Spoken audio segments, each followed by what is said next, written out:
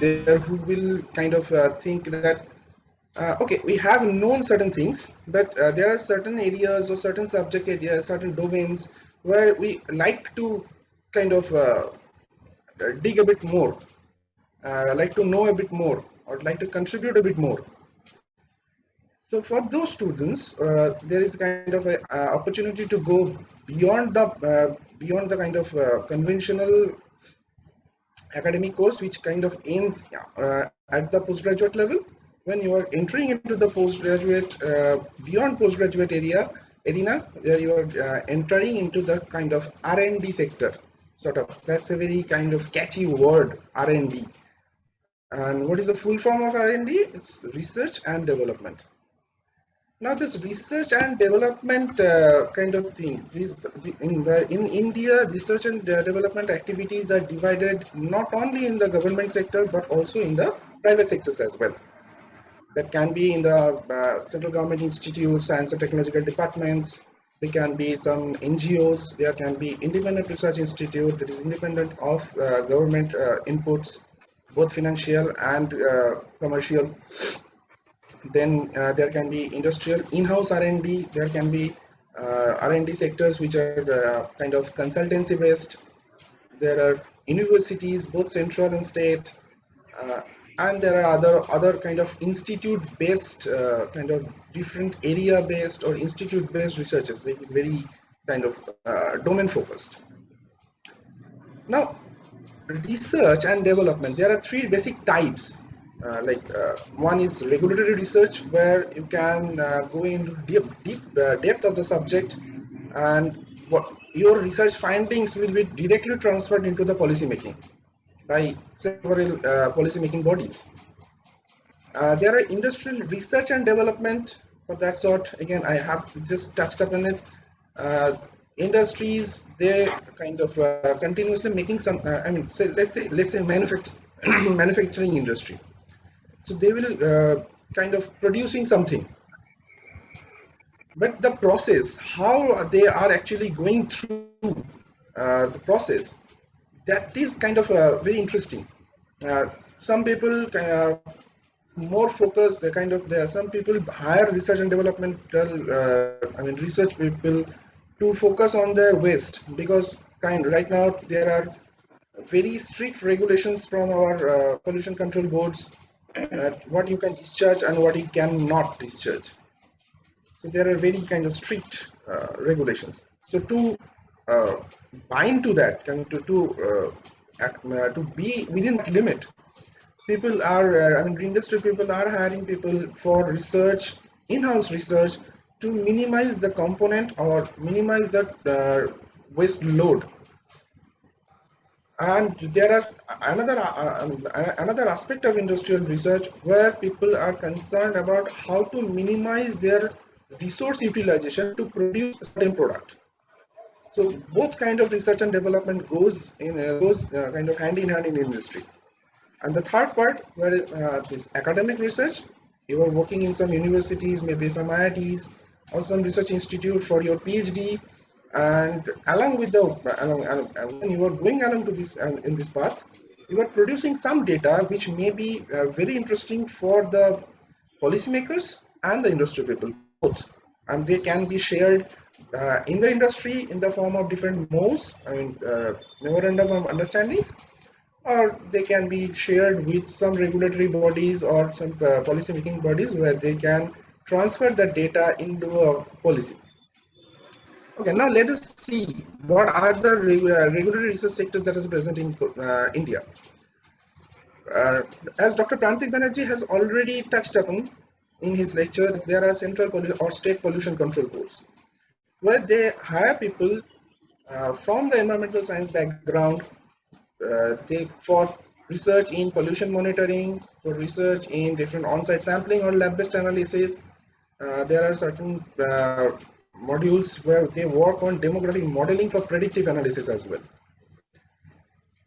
There are several government authorities and NGOs as well. Like Dr. Banerjee has said that Kolkata municipality on and off, they have some people from environmental science background for designing how they can make some water storage, where they can build up some buildings, about the analysis of the soil, about the our finding out the groundwater table, how it's going on, how it's behaving in different seasons. So kind of these government authorities do also have people from the environmental science background. There are various NGOs and also government authorities who will work on wildlife conservation and ecosystem management. Uh, Probably majority of us, we have visited the Sundarban forest, where we can find there are forest offices.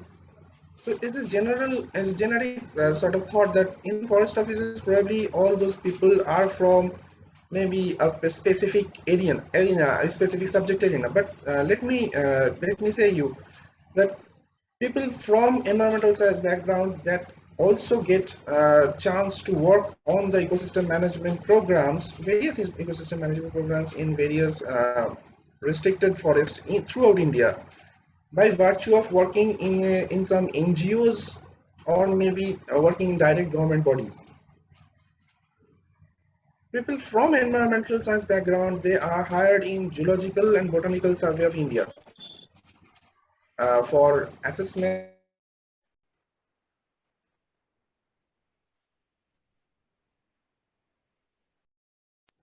Uh, I think there are some network related issues. The weather in Kolkata is not really quite good today. I just request everyone to be a bit more patient until the issue is resolved again. Thank you.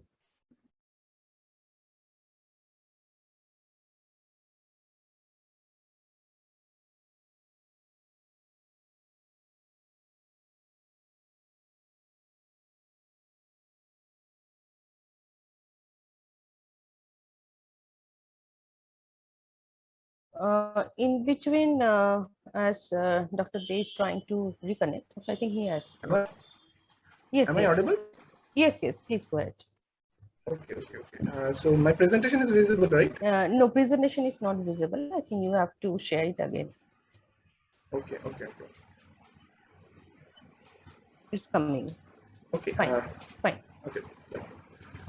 So in the industrial sector, as I was talking about this industrial sector, people are kind of focusing on two different aspects. One into the process monitoring part, where people are more concerned about how to reduce their resource utilization to make more out of their manufacturing practice, and into the waste management section, where they can reduce their total waste load or total waste deposition. How do they dispose of their wastes?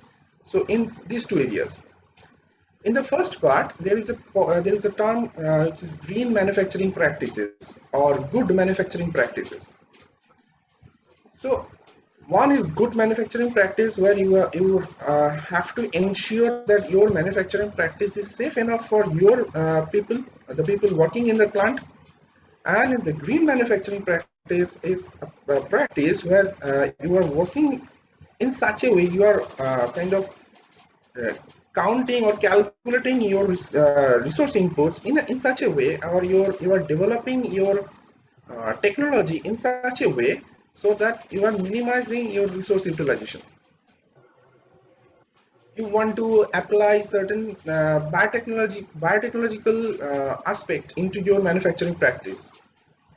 A student from the environmental science background with a good information about the chemical processes and also the biological arena, the microbiological arena, he is a perfect person who can blend these two information together to better this manufacturing techniques. Okay.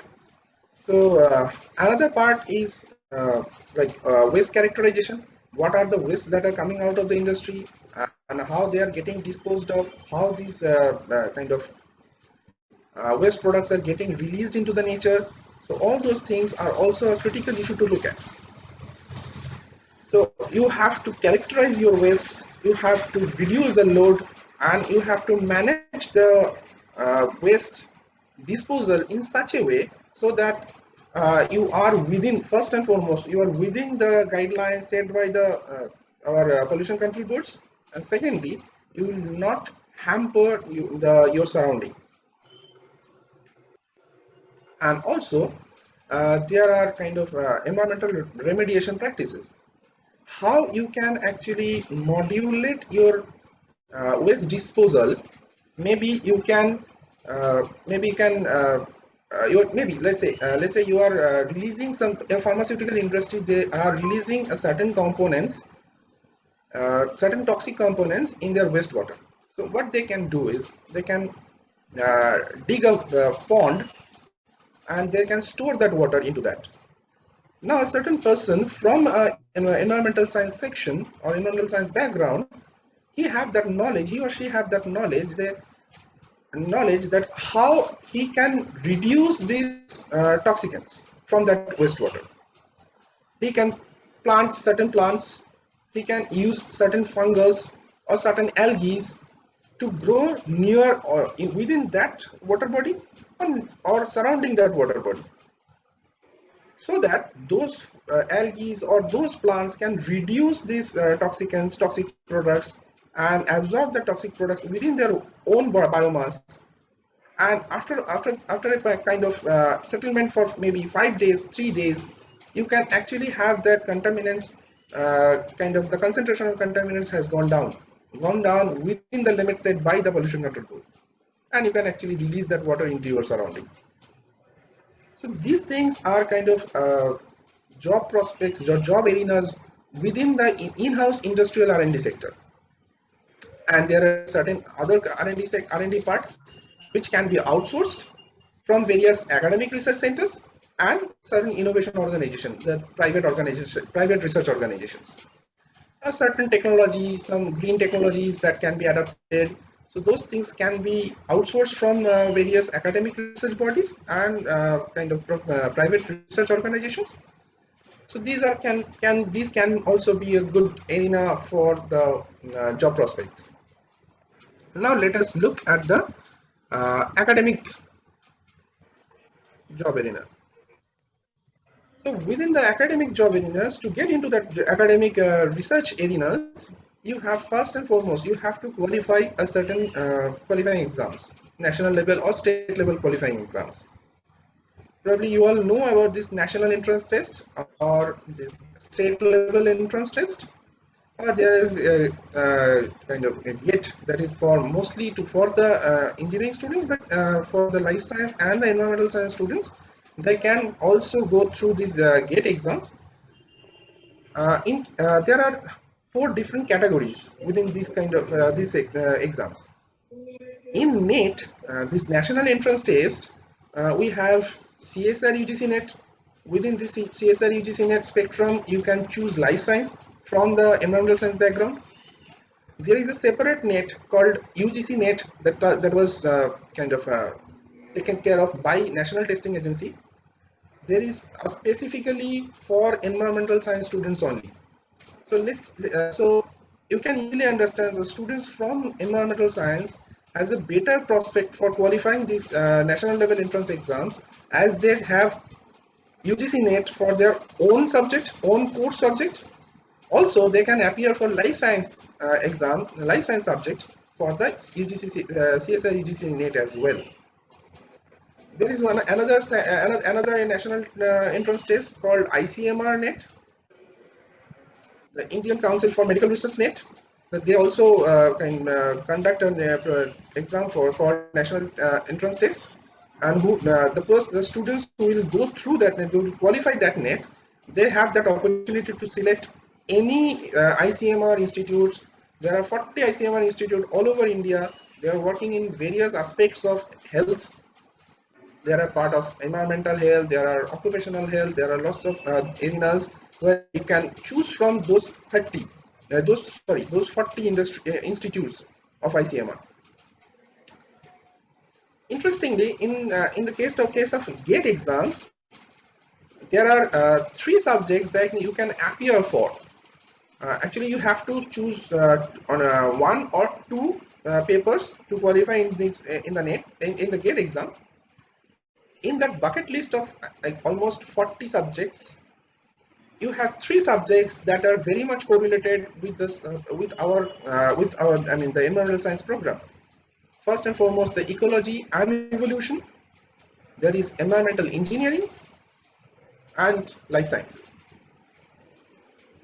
So once you get through, how would you proceed? Once you get through these qualifying exams, you have to choose your subject area.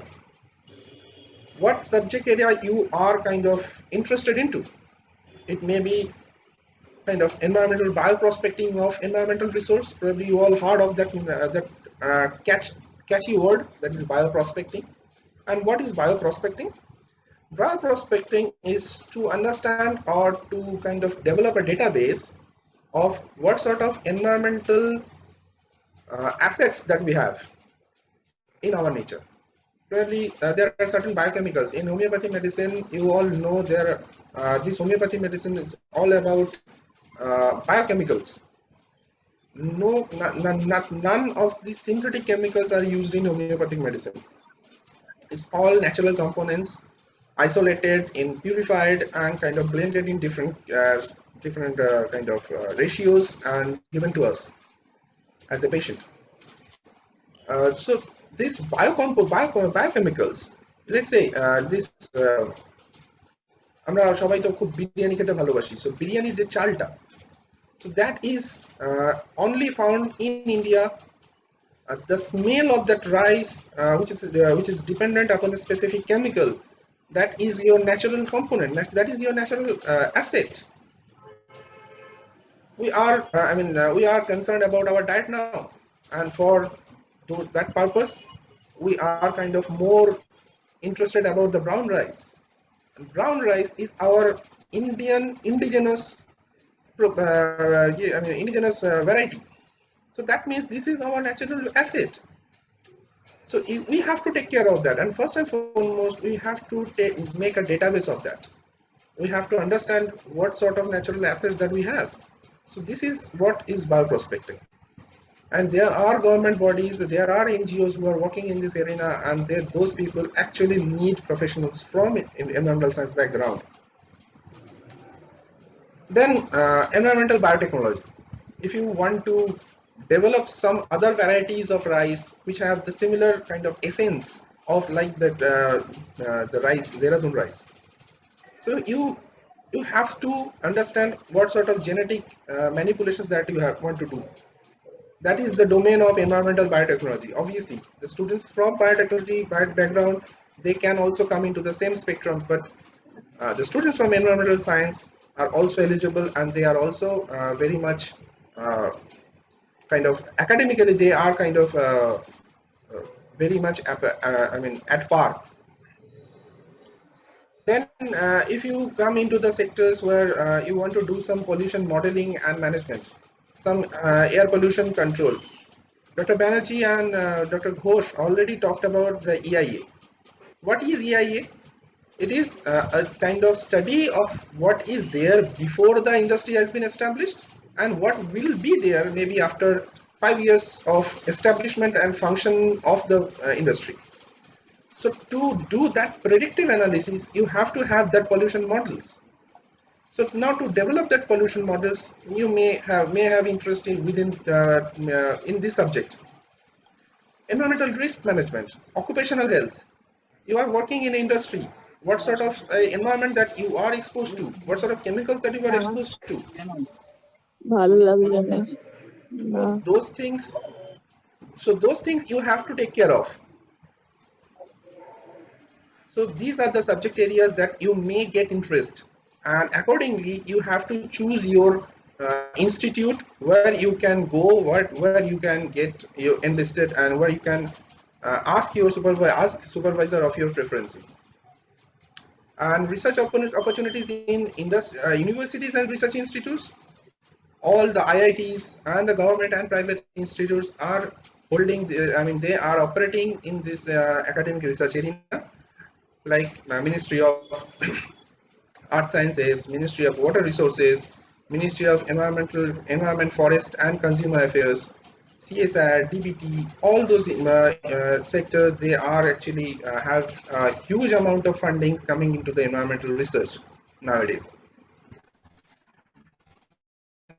As we are working with this subject for the students of environmental science, these are the institutes of interest: National Institute of Hydrology, National Institute of Groundwater Training and Research Institute, all this, and specifically National Environmental Engineering and Research Institute. These institutes are kind of I mean, all the environmental science students, if you are really interested to make a big within the academic research zone, you just this is the slide for you to take note of. These are the institutes who are specialized within the domain of environmental science and ecology and mining, fuel research, oceanography, polar research. So these are the institutes that you can look for. You can start from today. If you are a master's, PG, postgraduate students in environmental science, you start following these institutes. You start following the publications coming out of this institute. You may start following specific supervisors that you may feel that you can contact them in near future. So for today, this is all from my side in the academic research domain. And this because I want to specify at the end of my lecture that yes, environmental science is truly a hardcore interdisciplinary nature, because our nature is interdisciplinary. You may study IT, you may study business, you may study chemistry, you may study physics, but you have to, if you want to understand how this nature works, environmental science is the domain of science which can give you that flavor, what is our nature. Thank you. Now, if you have any questions as such, you can ask in our program, I mean in your chat box. All three of us, Dr. Banerjee, Dr. Ghosh and myself, I will be happy to answer your queries.